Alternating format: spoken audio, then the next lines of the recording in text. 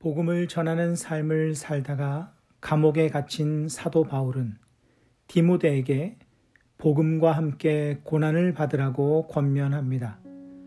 나아가 복음을 위해 고난을 받는 삶은 원한다고 할 수 있는 것이 아닌 하나님께서 특별히 은혜로 부여하신 영광스러운 소명이라고까지 말합니다. 사도 바울 자신은 복음을 위해 세우심을 입었고 복음을 전하다가 매맞고 갇히는 죄수의 신분이 되는 일에 대하여 조금도 부끄러워하지 않는다고 고백합니다. 그 이유를 12절 후반부에서 이렇게 말합니다. 내가 믿는 자를 내가 알고 또한 내가 의탁한 것을 그날까지 그가 능히 지키실 줄을 확신함이라. 사도 바울이 고난에도 불구하고 복음을 위한 삶을 사는 이유는 그가 믿는 주님을 그가 알기 때문이라고 이야기합니다. 어떤 주님을 안다는 것입니까? 그가 아는 주님은 복음, 즉 사람들에게 구원을 주는 생명의 소식을 전하는 일을 위해 기꺼이 고난을 감수하시는 분이시며 또한 바울처럼 복음을 전하다가 고난당하는 이들과 함께 하시는 분임을 안다는 의미입니다. 그리고 바울은 확신합니다. 내가 의탁한 것을 그날까지 그가 능히 지키실 줄을 확신함이라. 바울이 무엇을 의탁한 것인지 정확히 언급은 되지 않았지만 그에게 가장 소중한 것, 그 무엇을 하나님께 의탁했음을 알 수 있습니다.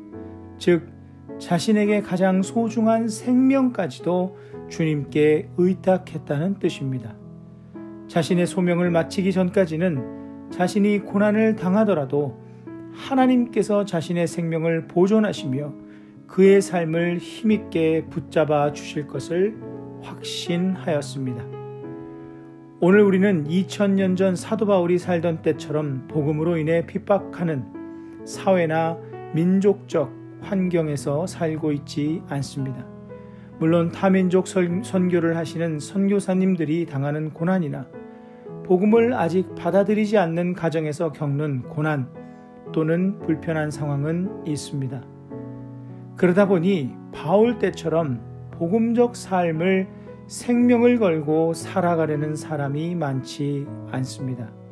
또한 누가 정말 복음을 위해 살려는 신앙인인지 구분하기도 쉽지 않습니다.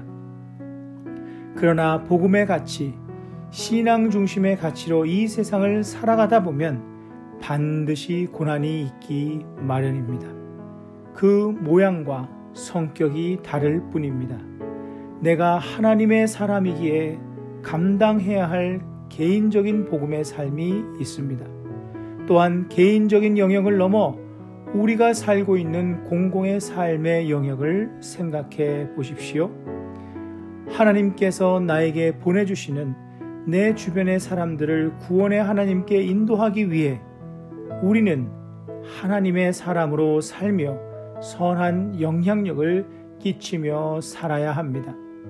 이는 보통 사람들처럼 살아가는 삶의 모습에 더하여 복음 전파를 위해 우리의 삶의 터전에 보내심을 받은 사도적 사명이 우리 모두에게 있다는 의미입니다. 이를 위해 우리는 불편함도, 희생도, 섬김의 노력도 감수해야 합니다. 사도 바울은 복음을 위하여 선포자와 사도와 교사로 세우심을 입었다고 말합니다.